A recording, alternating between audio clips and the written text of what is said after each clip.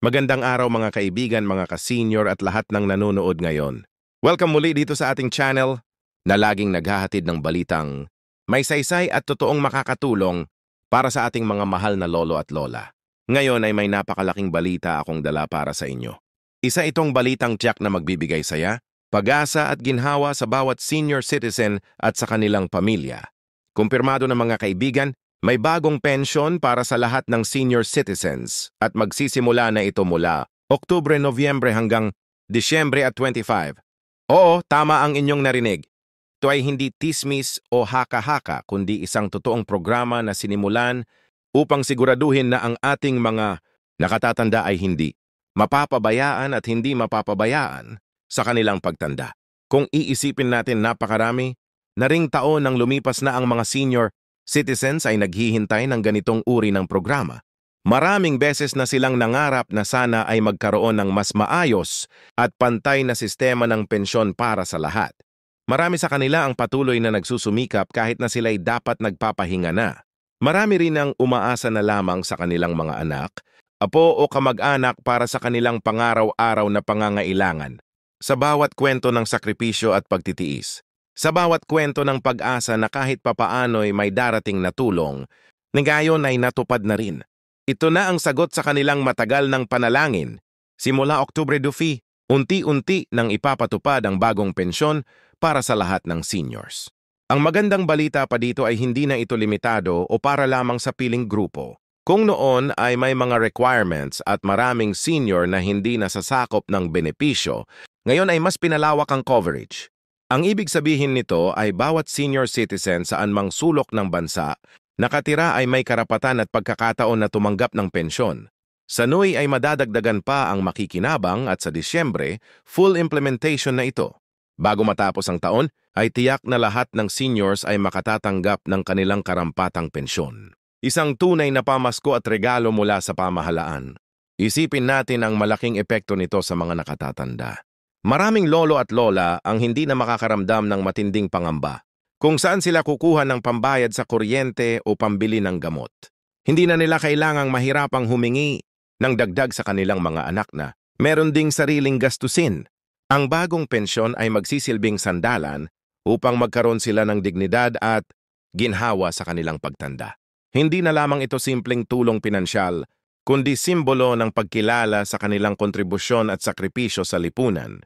Sa bawat araw na darating simula Oktubre, parami ng parami ang mga seniors na makakaranas ng ginhawa. Marami ang makakapagpahinga na ng mas payapa dahil alam nilang mayroon silang nakalaang suporta. Para sa iba, ito ang magiging sagot sa matagal na nilang problema sa gamot, pagkain at iba pang gunayahing pangangailangan. Para na naman sa ilan ito ang magbibigay sa kanila ng kaunting kalayaan at kasiyahan dahil magkakaroon sila ng sariling pera na hindi na nila kailangang hilingin sa iba kung pag-uusapan natin ang halaga ng makukuha habang wala pang eksaktong opisyal na ano. May mga ulat na maaaring ito ay umabot mula 1,000 hanggang na zerero kada buwan. Hindi pa man kumpirmado ang eksaktong halaga, ang tiyak ay ito ay magiging regular at tuloy-tuloy. Hindi lamang ito one-time na ayuda, kundi isang pensyon na maaasahan buwan-buwan. Kung iisipin natin ang trillion ay napakalaking tulong na para sa isang senior.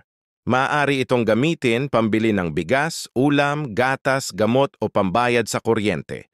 Maaari rin itong maging dagdag na pondo upang magkaroon sila ng kaunting ipon o panghanda, lalo na ngayong papalapit ang Pasko. Sa mga pamilyang may seniors, malaking ginhawa rin ito. Hindi na nila kailangang masyadong mag-alala kung paano hahatiin ang kanilang kita para masustentuhan ang mga magulang o lolo't lola. Ang gobyerno na mismo ang sumasalo at nagbibigay ng tulong upang mapagaan ang buhay ng bawat pamilya. Ang ganitong uri ng programa ay hindi lamang nakakatulong sa mga seniors, kundi sa kabuuan ng lipunan dahil mas nagiging pantay at makatao ang trato sa mga nakatatanda. Kung iisipin natin ang mga kwento ng mga nakatanda, lalo nating mararamdaman kung gaano kahalaga ang pensyon na ito.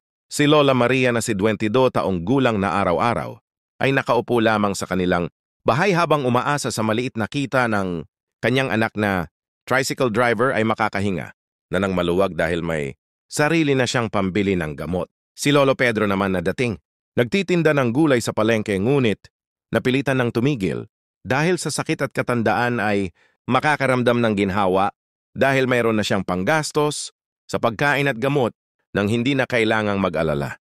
Ang masimpleng kwento na tulad nito ay sumasalamin sa libu-libong senior sa bansa na makikinabang sa bagong pensyon. Isa pang mahalagang aspeto ng programang ito ay hindi lang pera ang kasama. May kasamang benepisyo tulad ng mas malawak na access sa libreng gamot mula sa health centers, mas mataas na diskwento sa transportasyon at serbisyong medical at posibilidad ng dagdag allowance tuwing holiday season. Para itong package deal na talagang nakala upang tugunan.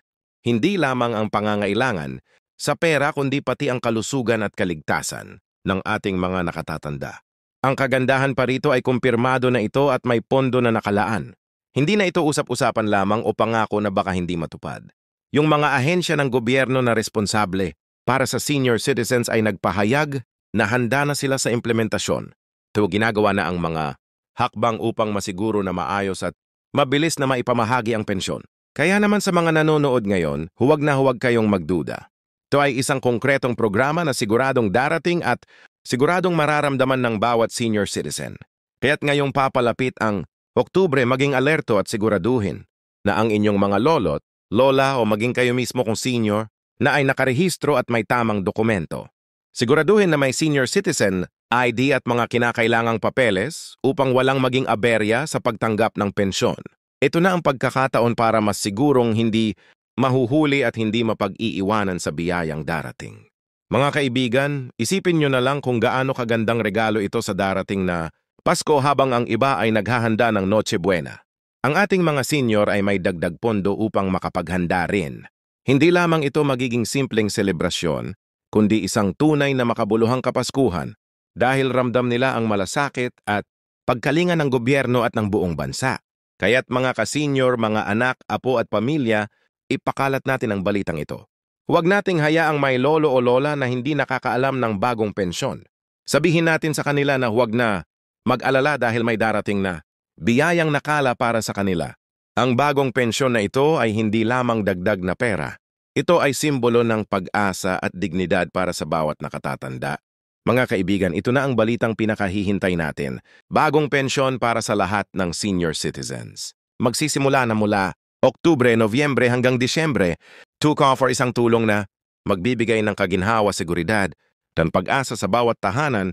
Kaya't huwag kalimutang manatiling nakatutok dito sa ating channel dahil dito ang balita ay hindi lamang impormasyon, kundi tunay na serbisyong may malasakit. At bago ko tapusin, isang paalala lamang kung nagustuhan ninyo ang balitang ito at kung naniniwala kayo na ito ay mahalaga para sa bawat pamilya ang video na ito.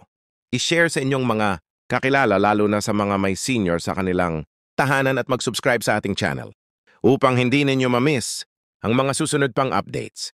Maraming salamat mga kaibigan at muli congratulations sa lahat ng ating mga senior citizens.